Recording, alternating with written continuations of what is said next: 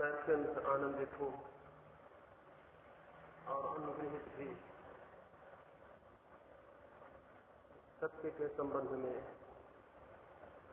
थोड़ी सी बातें आप सुनने को उत्सुक हैं। ये मुझे आनंदपूर्ण होगा कि अपनी हृदय की थोड़ी सी बातें आपसे कहूं।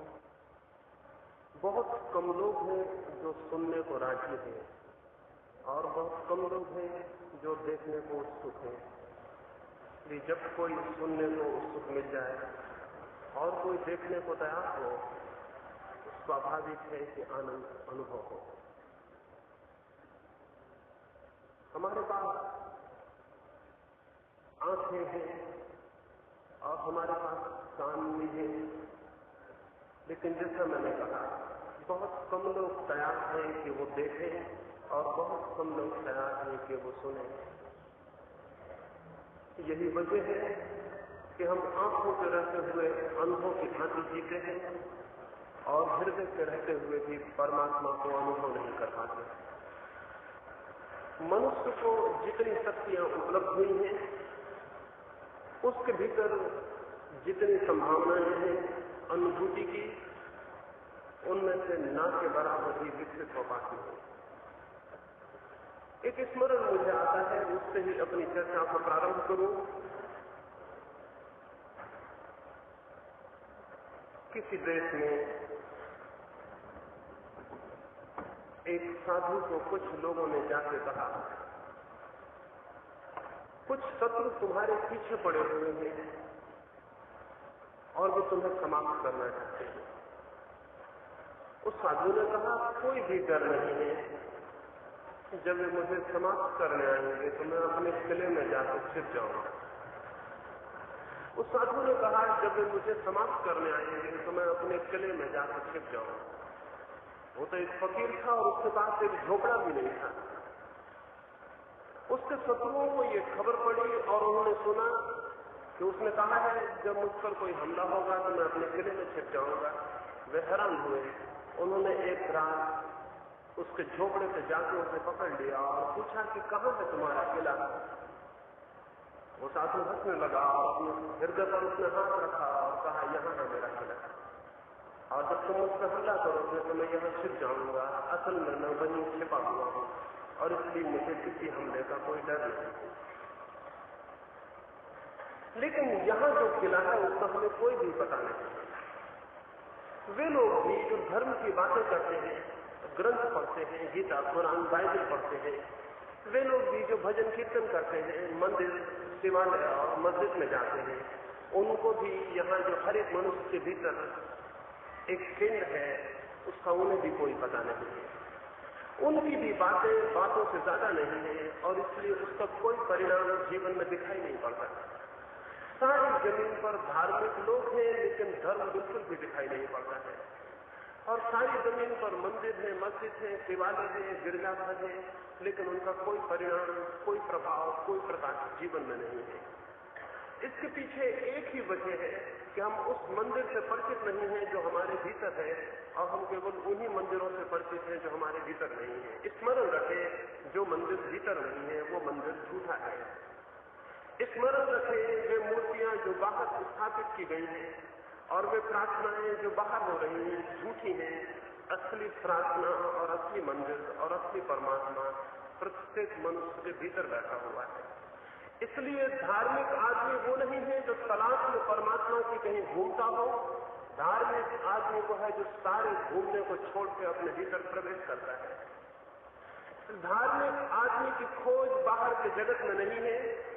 कितनी ही बाहर यात्रा हो वहां कुछ भी उपलब्ध नहीं होगा, लेकिन भीतर भी एक यात्रा होती है और वहां कुछ उपलब्ध होता है। धार्मिक आदमी की खोज भीतर की यात्रा की खोज है। ये जो मैंने कहा, हम सबके भीतर कुछ केंद्रीय है जिससे हम स्वयं अपरिचित हैं और मनुष्य की सारी चिंता, सारा दुख इस एक ही बात से पैदा होता है।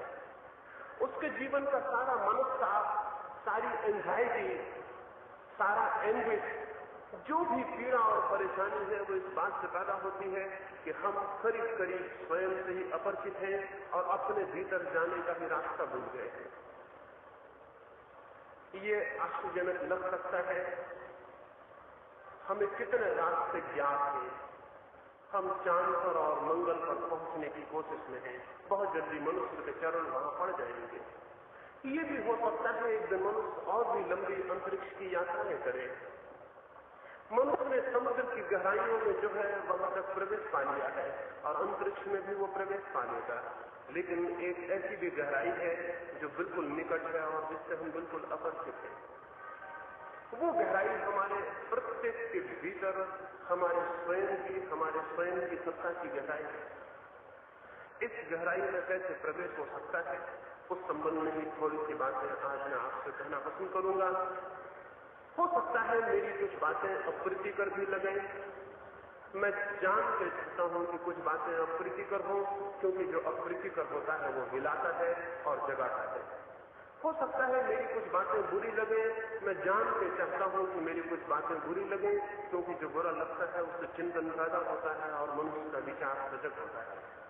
फिर भी मैं प्रारंभ में कहूं कि मुझे माफ कर देंगे अगर कोई बात बुरी लगती हो, कोई बात चोट करती हो तो क्षमा कर देंगे। बाकी चोट में इसलिए पहुंचाना चाहता हूं ताकि भीतर जो हम बिल्कुल सो गए हैं वहां तो जागरण हो। जिस जीवन के संबंध में या सत्य के संबंध में बहुत सी बातें सुनते सुनते हम करीब करीब आत्ममूर्छित हो गए हैं और वे सब अब हमारे भीतर कुछ भी पैदा नहीं करते हैं। शब्द धीरे धीरे मर जाते हैं और मर जाते हैं इसलिए कि हम उनके आदी हो जाते हैं। उनके पुनरुक्ति के कारण, बार बार रिपीटिशन के कारण वे हमें याद हो जाते हैं, हमारी आदत बन जाते हैं और हमें प्रभावित करना बंद कर देते हैं। लोग रोज गीता पढ़ते हैं। जो आदमी रोज गीता पढ़ता है वो धीरे धीरे गीता के प्रति मर जाएगा और गीता उसके लिए मर जाएगी, क्योंकि निरंतर उसे पढ़ने का अर्थ ही ये होगा कि वे सब याद हो जाएंगे और स्मृति में भर जाएंगे और आपके भीतर कुछ भी जगाने में असमर्थ हो जाएंगे। दुनिया में किसी धर्म ग्रंथ के साथ सबसे बुरा जो काम हो सकता है वो उसका पाठ है। निरंतर उसका पाठ सबसे खतरनाक पाठ है, क्योंकि निरंतर उसके पाठ का एक ही अर्थ होगा कि आप उसके प्रति जो भी सजीवता है, जो भी सजगता है, जो भी स्फूर्ति है, जो भी जीवंत प्रतीति है वो धीरे धीरे खो देंगे। इसलिए दुनिया में उन कौमों को जिनके पास अद्भुत ग्रंथ हैं, अद्भुत विचार हैं, एक दुर्भाग्य भी सहना पड़ता है। उन्हें वो विचार और ग्रंथ स्मरण हो जाते हैं और उनकी जो जीवित सोच है वो समाप्त हो जाती है। एक साधु हुआ है, वो तो कोई फकीर नहीं था, कोई गहरे वस्त्रों को उसने नहीं पहना और उसने कभी अपने घर को नहीं छोड़ा। वो जब 7 वर्ष का हो गया उसका पिता भी जिंदा था। उसके पिता की उम्र तब 90 वर्ष थी। उसके पिता ने उसे बुला के कहा कि देखो, मैं तुम्हें 7 वर्षों से देख रहा हूं, तुमने एक भी दिन भगवान का नाम नहीं लिया, तुम एक भी दिन मंदिर नहीं गए, तुमने एक भी दिन सद्वचनों का पाठ नहीं किया। अब मैं बूढ़ा हो गया और मरने के करीब हूं, तो मैं तुमसे कहना चाहता हूं, तुम भी बूढ़े हो गए हो, कब तक प्रतीक्षा करोगे? नाम लो प्रभु का, प्रभु के विचार को स्मरण करो, मंदिर जाओ, पूजा करो। उसके बूढ़े लड़के ने कहा, मैं भी आपको कोई 40 वर्षों से मंदिर में जाते देखता हूं, पाठ करते देखता हूं। मेरा भी मन होता था कि रोक दूं, ये पाठ मर चुके हो, ये मंदिर जाना व्यर्थ हो गया है, आप रोज रोज वही कर रहे हैं। अगर पहले दिन ही परिणाम नहीं हुआ तो दूसरे दिन कैसे परिणाम होगा, तीसरे दिन कैसे परिणाम होगा, चौथे दिन कैसे परिणाम होगा? जो बात पहले दिन परिणाम नहीं ला सकी है वो 40 वर्ष दोहराने से भी परिणाम नहीं लाएगी, बल्कि पहले दिन के बाद निरंतर परिणाम कम होता जाएगा, क्योंकि हम उसके आदी होते जाएंगे। उसके लड़के ने कहा, मैं भी कभी नाम लूंगा, लेकिन एक ही बात, मैं भी कभी स्मरण करूंगा, लेकिन एक ही बात, क्योंकि दोबारा का कोई भी अर्थ नहीं होता है। जो होना है वो एक बार में हो जाना चाहिए, नहीं होना है नहीं होगा। कोई उस घटना के 5 वर्षों बाद 65 वर्ष की उम्र में उस साधु ने भगवान का नाम लिया और नाम लेते ही उसकी सांस भी समाप्त हो गई और वो गिर भी गया और उसका निर्वाण भी हो गया।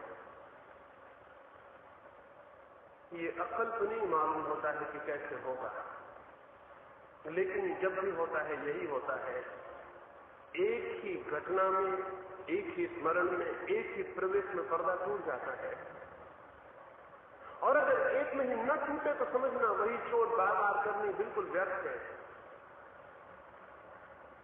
तो मैं कुछ बातें, कुछ शब्द, कुछ विचार जिनके प्रति हम मर गए हैं, जिन्हें सुनते सुनते हम जिनके आदी हो गए हैं, जिनकी चोट विलीन हो गई है, उनके संबंध में कुछ बातें आपको कहूं।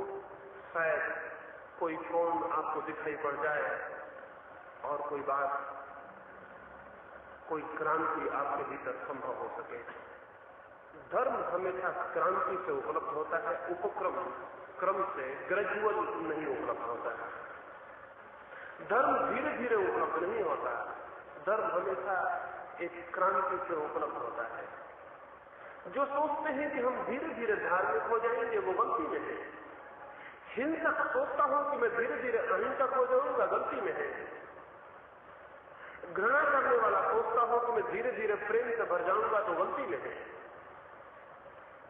अंधकार मिटाने वाला सोचता हो कि मैं धीरे धीरे अंधकार को मिटा दूंगा, तो गलती में है।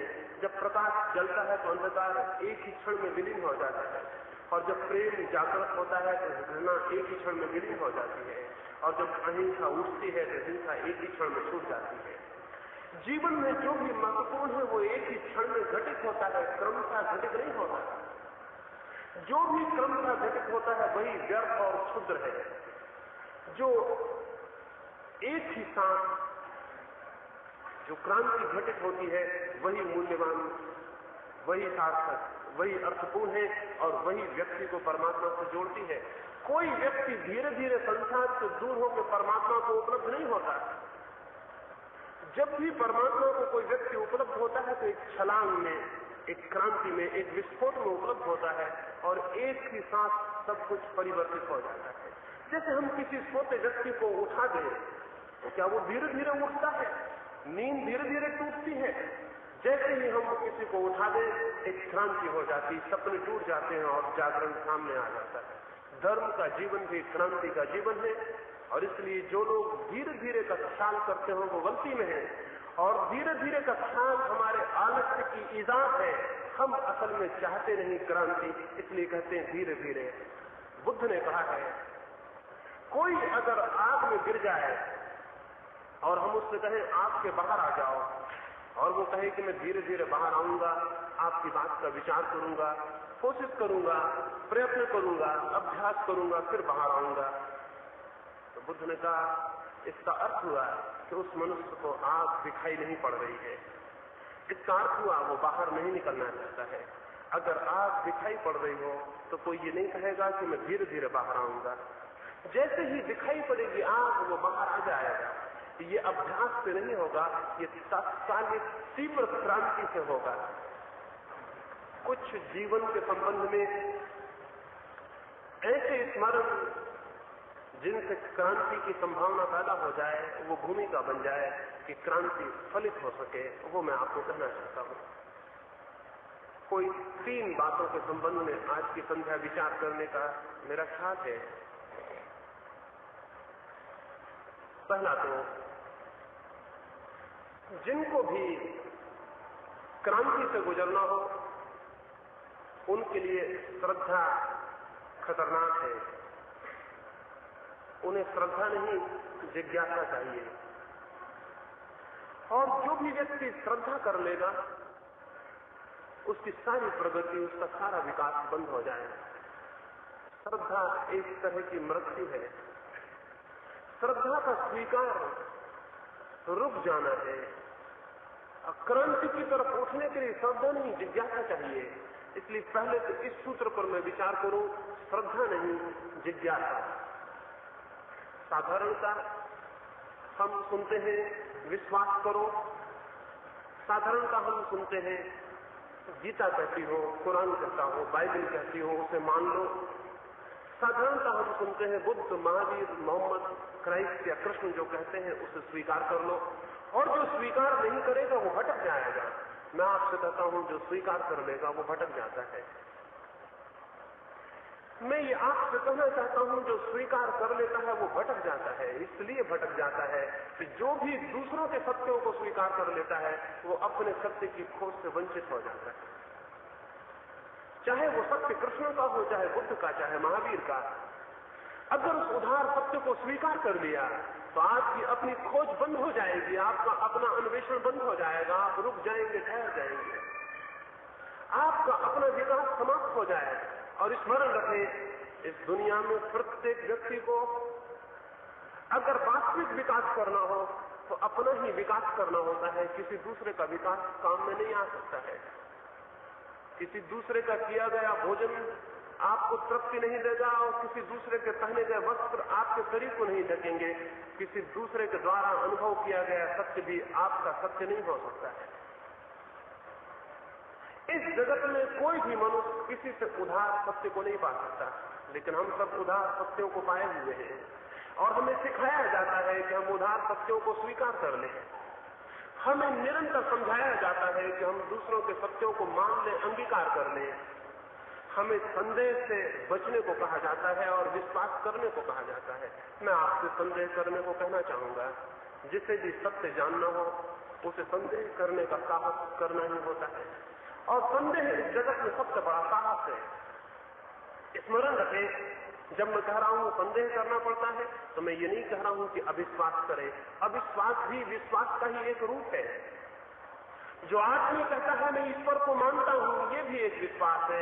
जो आदमी कहता है मैं ईश्वर को नहीं मानता, ये भी एक विश्वास है।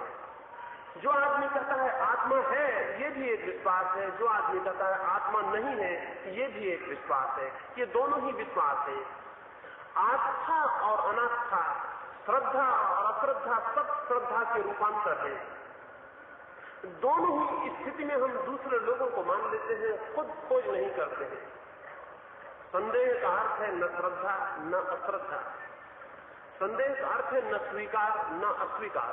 संदेह का अर्थ है जिज्ञासा। संदेह का अर्थ है मैं जानना चाहता हूं क्या है, मैं जानना चाहता हूं सत्य क्या है। और जब तक कोई व्यक्ति सजग न हो इस सत्य के प्रति कि मुझे जानना है कि सत्य क्या है, तब तक उसकी स्वीकृतियां, उसकी श्रद्धाएं, उसके विश्वास उसे कहीं भी ले जाने में समर्थ नहीं होंगे। बल्कि धीरे धीरे क्रम था, जैसे जैसे उसकी उम्र ढलती जाएगी वैसे वैसे वो विश्वास को जोर से पकड़ने लगेगा, क्योंकि साहस कम होता जाएगा। इसलिए बूढ़े जल्दी विश्वास कर लेते हैं, जवान मुश्किल से विश्वास करते हैं। बूढ़ों का विश्वास कोई कीमत नहीं रखता। साहस जैसे जैसे कम होता जाता है, विश्वास को पकड़ने का भय के कारण, सुरक्षा के लिए, डर के कारण, मृत्यु के बाद न मालूम क्या होगा। अगर नहीं स्वीकार किया तो न मालूम किन नरकों में पीड़ा भोगनी पड़ेगी। अगर परमात्मा को नहीं माना तो परमात्मा न मालूम क्या बदला लेगा। ये भय जैसे जैसे घना होता है वैसे वैसे आदमी विश्वास करने लगता है। विश्वास कमजोरी है और जो कमजोर है वो सत्य को उपलब्ध नहीं हो सकता। विश्वास भय है। विश्वास आपके किसी न किसी रूप में भय पर, घबराहट पर, डर पर खड़ा हुआ है, और जो डरा हुआ है, भयभीत है, वो सत्य को कैसे पा सकेगा। सत्य को पाने की पहली शर्त तो अभय है। उसे पाने की पहली बुनियाद तो भय को छोड़ देना है। लेकिन हमारे सारे धर्म, हमारे संप्रदाय, हमारे पुरोहित, हमारे पादरी, हमारे धर्मगुरु, हमारे सन्यासी भय सिखाते हैं। उनके भय सिखाने के पीछे जरूर कोई कारण है। छोटे छोटे बच्चों के मनों में भी हम भय को भर देते हैं और छोटे छोटे बच्चों के मनों में भी हम श्रद्धा को पैदा करना चाहते हैं। इसके पहले कि वे विचार में सजग हो सकें, हम किसी तरह के विश्वास में उनको आबद्ध कर देना चाहते हैं। दुनिया के सारे धर्म बच्चों के साथ जो अनाचार करते हैं उससे बड़ा कोई अनाचार नहीं है। इसके पहले कि बच्चे की जिज्ञासा जाग सके, वो पूछे कि क्या है, हम उसके दिमाग में वे बातें भर देते हैं जिनका हमें भी कोई पता नहीं है। हम उसे हिंदू, मुसलमान, जैन या ईसाई बना देते हैं। हम उसे कुरान या बाइबल या गीता रटा देते हैं। हम उसे कह देते हैं ईश्वर है या ईश्वर नहीं है, फिर यही विश्वास जीवन भर कारागृह की तरह उसकी चेतना को बंद किए रहेंगे और वो कभी साहस नहीं कर सकेगा कि सत्य को जान सके। बच्चों के साथ अगर किन्हीं माँ बापों को, किन्हीं गुरुओं को, किन्हीं अभिभावकों को प्रेम हो तो उन्हें पहला काम करना चाहिए, उन्हें अपना प्रेम तो दें लेकिन अपने विश्वास न दें, अपनी श्रद्धाएं न दें, अपने विचार न दें। उन्हें उन्मुक्त रखें, उनकी जिज्ञासा को जगाएं लेकिन उनकी जिज्ञासा को समाप्त न करें। श्रद्धा जिज्ञासा को तोड़ देती है और नष्ट कर देती है। हम सारे लोग ऐसे ही लोग हैं जिनकी जिज्ञासाएं बचपन में तोड़ दी गई हैं और जो किसी न किसी तरह की श्रद्धा, किसी न किसी तरह के विश्वास, किसी न किसी तरह की बिलीफ को पकड़ के बैठ गए हैं। वो विश्वास ही हमें ऊपर नहीं उठने देता, वो विश्वास ही हमें विचार नहीं करने देता, वो विश्वास कहीं गलत ना हो इसलिए हमें जिज्ञासा नहीं करने देता। जैसा आस्तिक देशों में होता है, ठीक वैसा ही जमीन के कुछ हिस्सों पर नास्तिक विचार का प्रचार और प्रोपेगेंडा हो रहा है। वहां समझाया जा रहा है ईश्वर नहीं है, आत्मा नहीं है, स्वर्ग नहीं है, नरक नहीं है। छोटे छोटे बच्चों को ये बातें समझाई जा रही हैं। धीरे धीरे वे उनके अचेतन मन में प्रविष्ट हो जाती हैं और फिर वे विचार करने में असमर्थ हो जाते हैं। हम करीब करीब ऐसे लोग हैं जो विचार करने में बहुत पहले पंगु बना दिए गए हैं। अब हम क्या करें? सबसे पहली बात होगी हम इस पंगुता को छोड़ दें। माँ बाप ने, समाज ने, परिस्थितियों ने, प्रोपेगेंडा ने जो कुछ आपको दिया हो उसे एक बार भी अलग कर दें। उस कचरे को जो अलग नहीं करेगा वो कभी अपने भीतर की अग्नि को उपलब्ध नहीं हो सकता। एक बार उसे हटा ही देना होगा। सन्यासी हैं जो समाज को छोड़ के भाग जाते हैं, लेकिन मैं वास्तविक सन्यासी उसे कहता हूं जिसने समाज ने जो जो सिखाया हो उसे फेंक दिया हो। समाज को छोड़ के भागना वास्तविक सन्यास नहीं है। समाज ने जो सिखाया हो, समाज ने जो टीचिंग्स दी हो, समाज ने जो विश्वास दिए हो, उन सबको जो फेंक दे वो वास्तविक सन्यासी है। और वैसे के लिए बहुत साहस चाहिए। इसलिए मैं आपसे कहूं, श्रद्धा नहीं, जिज्ञासा धार्मिक आदमी का पहला लक्षण है। और जहां श्रद्धा पहला लक्षण होगा वहां आदमी धार्मिक नहीं हो सकता। और ऐसे ही श्रद्धा वाले धार्मिकों ने सारी दुनिया को नष्ट किया है। धर्म का पूरा इतिहास खून खराबी, बेईमानी, अत्याचार, आक्रमण और हिंसा से भरा हुआ है। वो इन श्रद्धा वाले धार्मिकों के कारण भरा हुआ है। क्योंकि श्रद्धा हमेशा किसी के विरोध में खड़ा कर देती है। एक मुसलमान की श्रद्धा उसे हिंदू के विरोध में खड़ा कर देती है। एक हिंदू की श्रद्धा उसे ईसाई के विरोध में खड़ा कर देती है। एक जैन की श्रद्धा उसे बौद्ध के विरोध में खड़ा कर देती है। लेकिन ख्याल करें, जिज्ञासा किसी के विरोध में किसी को खड़ा नहीं करती। इसलिए श्रद्धा किसी भी हालत में धार्मिक आदमी का लक्षण नहीं हो सकता। जिज्ञासा किसी के विरोध में किसी को खड़ा नहीं करती। यही वजह है कि साइंस जो कि श्रद्धा पर नहीं खड़ी है, जिज्ञासा पर खड़ी है। एक है, 25 तरह की साइंसेज नहीं है। हिंदुओं की अलग केमिस्ट्री, मुसलमानों की अलग केमिस्ट्री नहीं है। हिंदुओं का अलग गणित, जैनों का अलग गणित नहीं है। साइंस एक है क्योंकि साइंस श्रद्धा पर नहीं, जिज्ञासा पर खड़ी है। धर्म भी दुनिया में एक होगा अगर वो श्रद्धा पर नहीं, जिज्ञासा पर खड़ा हो। और जब तक धर्म अनेक है तब तक धर्म के नाम से झूठ बात चलती रहेगी।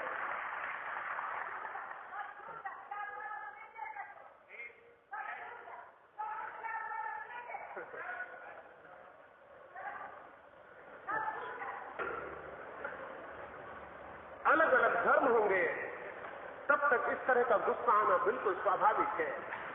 लेकिन मैं गुस्सा नहीं करूंगा क्योंकि मेरी कोई श्रद्धा नहीं है। जिसकी श्रद्धा होती है वो गुस्से में आ सकता है और ये कमजोरी है श्रद्धा की। और दुनिया में जितने श्रद्धालु हैं बहुत जल्दी गुस्से में आ जाते हैं।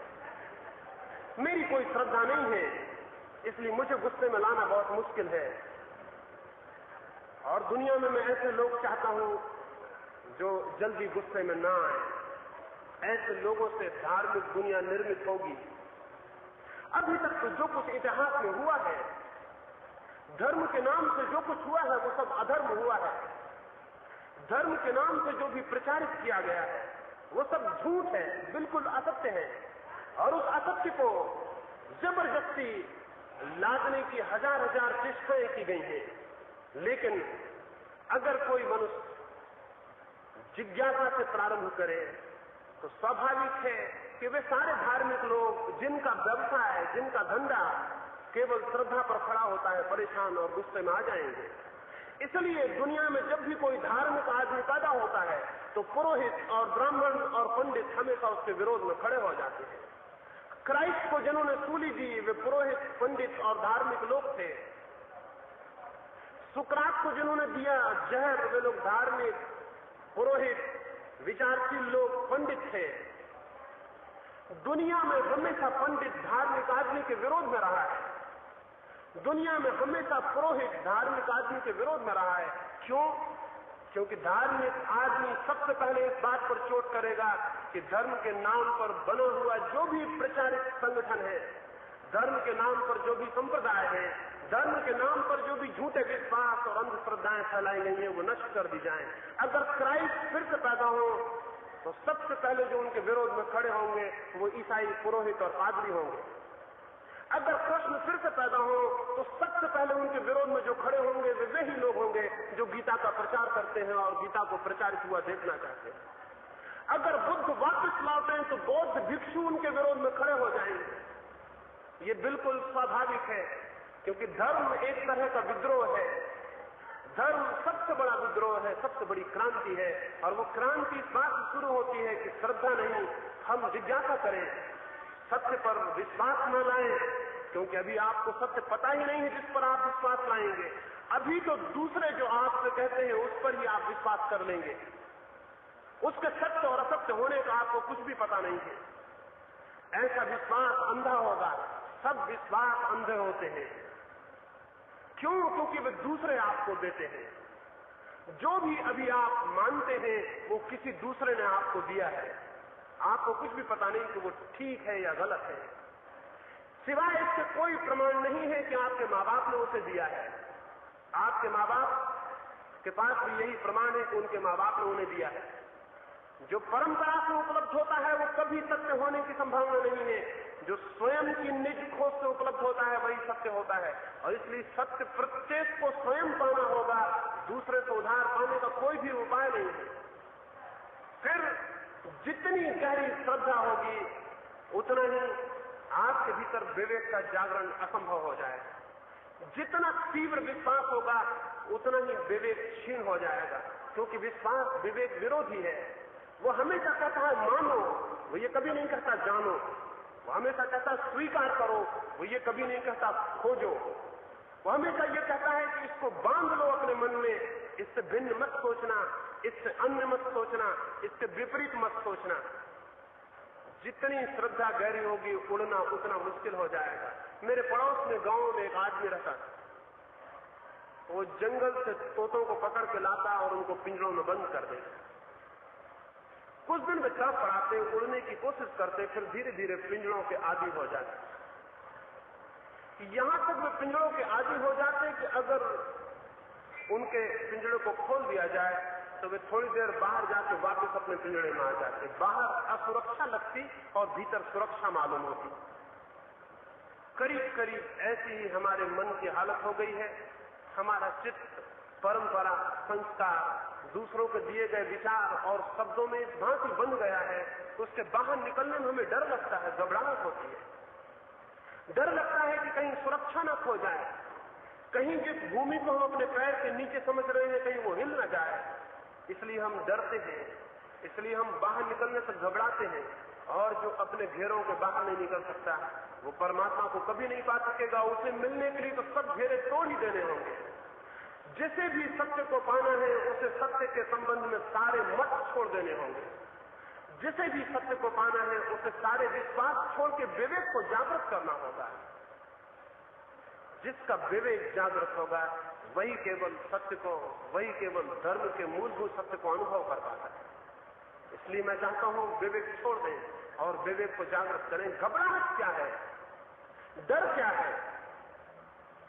डर यह है, डर हम सब अपने भीतर जानते हैं कि जिस विश्वास को हमने पकड़ा है अगर हमने विचार किया तो वो टिकेगा नहीं।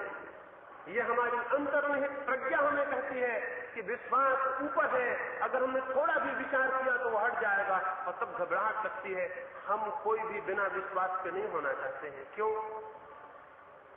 कि तब हम अतल सागर में छोड़ दिए मालूम पड़ेंगे, तब हम पिंजड़े के बाहर अनंत आकाश में छोड़ दिए अनुभव होंगे। लेकिन जो इतना डरता है वो स्मरण रखे, वो किसी संप्रदाय में हो सकता है, किसी धर्म में नहीं हो सकता। वो स्मरण रखे, वो किसी परंपरा में हो सकता है, लेकिन परम प्रज्ञा को नहीं उपलब्ध हो सकेगा। तो मैं आपको पहली बात कहूं, विश्वास से अपनी नाव को छोड़ ले और जिज्ञासा के अनंत सागर में उसे बहने दे, उसे जाने दे और घबराए ना। वो कहीं भी जाए, घबराने की क्या बात है, डर की क्या बात है। और जो डरा है वो किनारे से ही बंधा रह जाता है। नाव को छोड़ना ही होगा और हमारी सबकी नाव किसी न किसी भांति के विश्वास से बंधी है। अगर दुनिया में विश्वास नष्ट हो जाए तो धर्म का जन्म हो सकता है।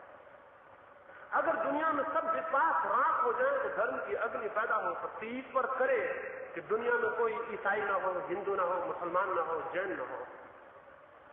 ईश्वर करे कि ये हो जाए तो दुनिया में धर्म के होने की संभावना पैदा हो सकती है। धार्मिक धर्म को पैदा नहीं होने दे रहे हैं और धार्मिक धर्म के जन्म को रोके हुए हैं। अब जिनमें साहस हो उन्हें चाहिए कि वो धार्मिकों के इस पाखंड को नष्ट कर दे और धर्म के जन्म